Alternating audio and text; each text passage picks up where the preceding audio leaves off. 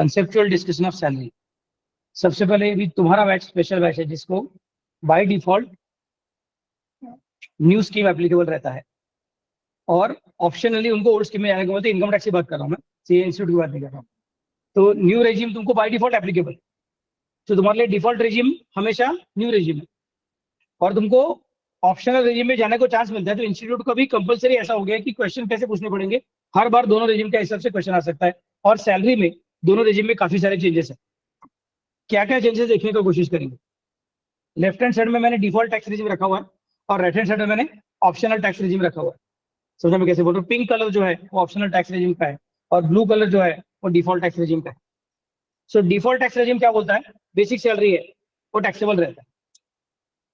मतलब new regime में भी बेसिक सैलरी जो है वो हमेशा टैक्सेबल रहता है और ऑप्शनल टैक्स रेजिम में भी बेसिक सैलरी टैक्सेबल ही रहता है। मैंने जानबूझ के साइड साइड में रखा हुआ है तो तुमको समझेगा कि कंपैरिजन कैसे होता है।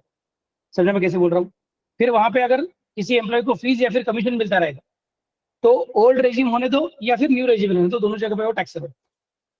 बोनस आपको ओल्ड रेजिम में मिलने दो या फिर न्यू रेजिम में मिलने दो, दोनों के लिए टैक्सेबल ही है। वो डायरेक्टली आउटर कॉलम में चला गया अगर आप ठीक से देखा रहेगा।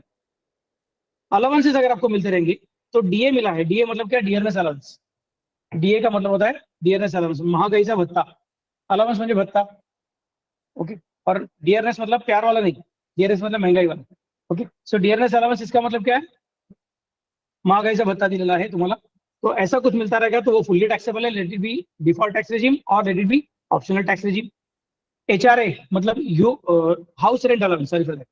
एचआरए मतलब हाउस रेंट अलाउंस। तो डिफॉल्ट टैक्स रेजिम में वो फुल्ली टैक्सेबल है, लेकिन ओल्ड टैक्स रेजिम में उसमें से एग्जेम्पशन मिलता था। और कितना एग्जेम्पशन मिलता था, that was control by section 1039। समझ में कैसे बोल रहा हूँ। सेक्शन 1039 में उसके एग्जेम्पशन मिलता था। अपने को सीखना पड़ेगा 1039 का प्रोविजंस क्या है। एग्जेम्पशन, डिडक्शन नहीं हो।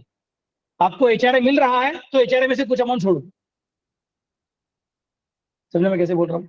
नेक्स्ट पार्ट फिर कौन था, चिल्ड्रन एजुकेशन अलाउंस और चिल्ड्रन हॉस्टल अलाउंस। तुम्हारे बच्चों का स्कूल का फीस अगर एम्प्लॉयर ने भरा या फिर तुम्हारे बच्चों का हॉस्टल का फीस अगर एम्प्लॉयर ने भरा तो न्यू रेजिम में वो सारा का सारा टैक्सेबल है। बट ओल्ड रेजिम में उसमें से थोड़ा अमाउंट एग्जेम्प्ट होता था।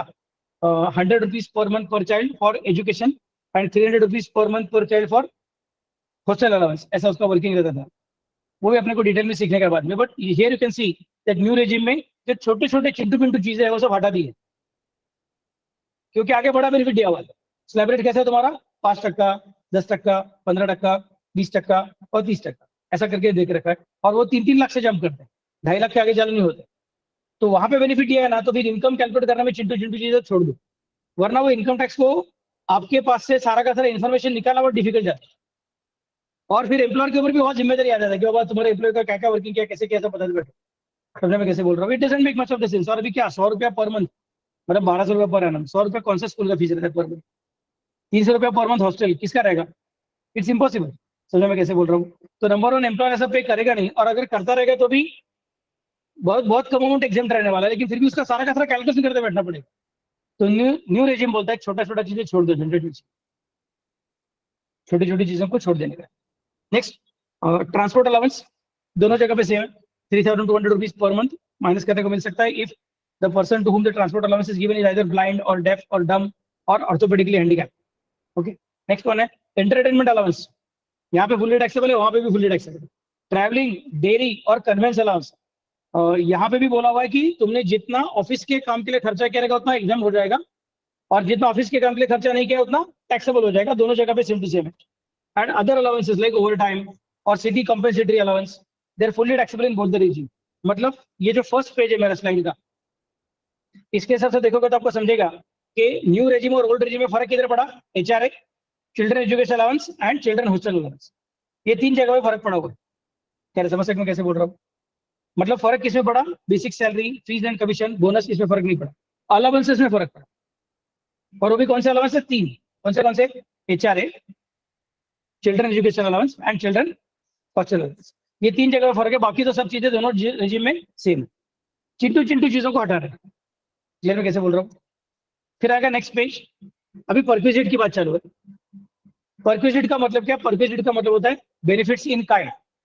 अगर आपको याद रहेगा तो मैंने आपको सिखाया था इनकम का डेफिनेशन सेक्शन 2 सबसेक्शन 24। तब मैंने बोला था income may be in cash और it may be in kind. तो वैसे ही salary can also be given by the employer in cash as well as salary can be given in kind.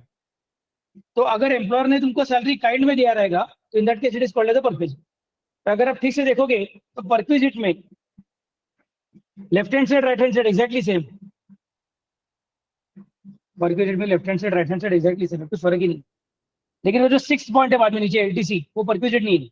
5th point perquisite, first point basic, second point fees and commission, third point bonus, fourth point allowances, fifth point perquisites, 6th point LTC. LTC मतलब क्या है? Leave travel concession. Leave travel concession का अभी default tax regime में कुछ भी फायदा मिलने वाला नहीं है, उसका जितना अमाउंट है सारा का सारा टैक्सेबल हो जाएगा। लेकिन लीव ट्रैवल कंसेशन अगर सपोज तुमको ओल्ड रेजिम में मिलता है तो उसमें वो चिंटू चिंटू प्रोविजन है, वो भी सिर्फ सीखना पड़ेगा तुमको, इसको कोई ऑप्शन नहीं है। आज से 3-4 साल के बाद मेरा काम काफी कम है, क्योंकि मुझे जब वो डिफॉल्ट टैक्स रेजिम में बचेगा, ओल्ड रेजिम खत्म हो गया रहेगा, तो then I can take little bit of more rest in income tax lectures. लेकिन अभी तो अपने को याद रखना पड़ेगा एलटीसी का वो चिंटू चिंटू रूल्स भी सीखना पड़ेगा, क्योंकि तुमको ऐसा क्वेश्चन आ सकता है कि आप एसएससी को बताओ उसने कौन सा स्कीम यूज करना चाहिए। तो आपको पता रहना चाहिए कि ये स्कीम में उसका टैक्स लायबिलिटी कैसे आएगा, वो स्कीम में टैक्स लायबिलिटी कैसे आएगा। लेकिन उसके पहले ये स्कीम में उसका टोटल इनकम कितना है, वो स्कीम में उसका टोटल इनकम कितना है, मतलब इस स्कीम के अंदर सैलरी के अंदर क्या क्या इंक्लूड करना है, क्या क्या इंक्लूड नहीं करना। समझ में कैसे बोल रहा हूँ?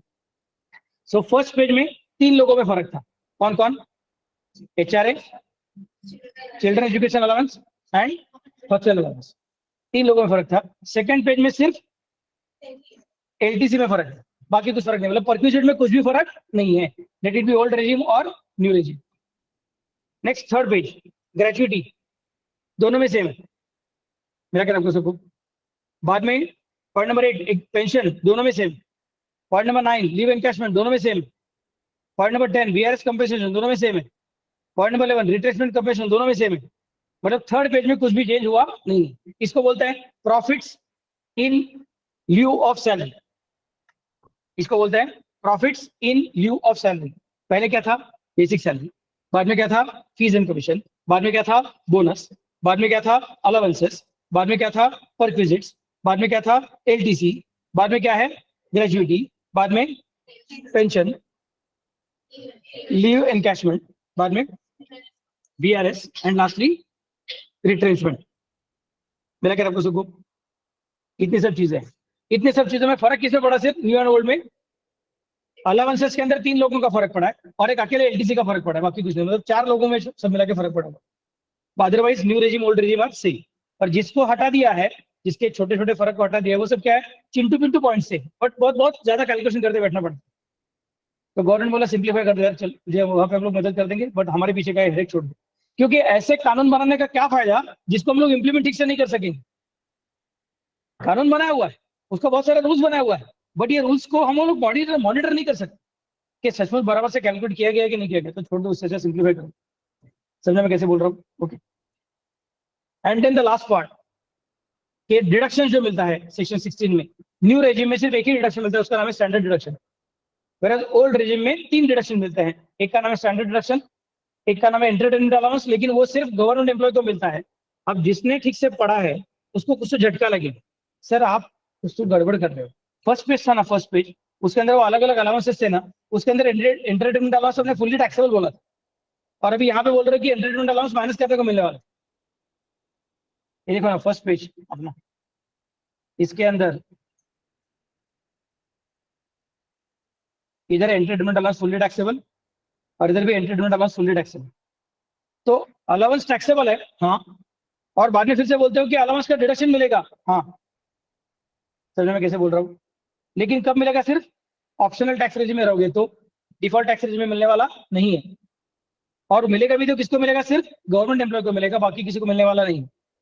और एक डिडक्शन मिल सकता है, that is called as tax on employment, it is also called as profession tax. ये भी सिर्फ किसको मिलेगा? ऑप्शनल टैक्स रेजिम में मिलेगा, डिफॉल्ट टैक्स रेजिम में मिलता नहीं। मतलब सब मिला के कितने अलग अलग डिफरेंसेस है। नंबर 1, ऑप्शनल रेजिम में एचआरए का एग्जेम्पशन मिलता था। ऑप्शनल रेजिम में चिल्ड्रन एजुकेशन अलाउंस में से 100 rupees per month per child up to maximum of 2 children इतना माइनस करने को मिलता था। Next third point, optional regime में children hostel allowance 300 rupees per month per child up to maximum of 2 children minus करने को मिलता था, एग्जेम्पशन क्लेम करने को मिलता था। नेक्स्ट ऑप्शनल रेजिम में एलटीसी का कुछ कंसेशन मिलता था, एलटीसी का में से भी एलटीसी में से भी कुछ एग्जाम्पशन मिलता था। एंड लास्ट ऑप्शनल रेजिम में एंटरटेनमेंट अलाउंस का डिडक्शन अगर तुम गवर्नमेंट एम्प्लॉय रहोगे तो मिल सकता था, और अगर तुमने टैक्स ऑन एम्प्लॉयमेंट पे किया रहेगा तो सबको, मतलब गवर्नमेंट एम्प्लॉय ऐसा कुछ नहीं है, सबको मिल सकता था। ये चीजें भी कैंसिल हो गई है। सो अगर सपोज आपको प्रॉब्लम ने दे दिया है कि income under that salary under default tax regime आपको दे दिया है, और बोल रहे हैं कैलकुलेट करो what would be his income under optional tax regime, ये फिर अपने को वही बोला हमने, दोनों कैलकुलेट करो करके। इन दैट केस सब कुछ फिर से बार दो बार कैलकुलेट नहीं करने का, एक का पूरा कैलकुलेशन करने का, और बाद में दूसरे के लिए सिर्फ 6 एडजस्टमेंट देख लेने। क्या समझ सकते कैसे बोल रहा हूँ? Then you can find out what is income under that salary under the optional tax regime. सगळ्यांना कळतंय का मी काय म्हणतो ते? ऑनलाइन के बच्चे मेरे समझा क्या रहे? Yes, sir. Yes, sir. Yes, sir. Allowances में एक छोटा वो, ये एक्चुअली परक्यूटेड वाला पॉइंट एक्चुअली है। Free food and non alcoholic beverages paid through vouchers up to ₹50 per मील, ये चीज ऑप्शनल में मिलता है, लेकिन न्यू रेजिम में मिलता नहीं है। छोटा पॉइंट है भाई, बाकी कुछ है नहीं। क्लियर? अभी ये सब चीजें अभी लिखने की जरूरत नहीं है, मैं आपको बता के रखा कि जब मैं सिखाने वाला हूँ तो अपने को एचआरए सीखने को आएगा, तो याद रखने का कि हम जो ये सीख रहे हैं उसको अल्टीमेटली कहाँ पे यूज करने का, अपने को सिर्फ ऑप्शनल में यूज करने का, लेकिन डिफॉल्ट में यूज करने का नहीं। चिल्ड्रन एजुकेशन अलाउंस आएगा तब याद रखने का कि चिल्ड्रन एजुकेशन अलाउंस सिर्फ ऑप्शनल में आएगा, लेकिन डिफॉल्ट में आने वाला नहीं। समझे मैं क्या बोल रहा हूँ? परक्यूटेड वैल्यूएशन में almost no change except for one thing. कौन सा वाला? Free food and non alcoholic beverages, वो ₹50 तक का वाउचर एकदम चिंटू पिंटू, इसलिए उसको हटा दिया। समझे मैं कैसे बोल रहा हूँ? तो अभी बाकी कुछ मत लिखो, सिर्फ ये वाला टेबल लिखो।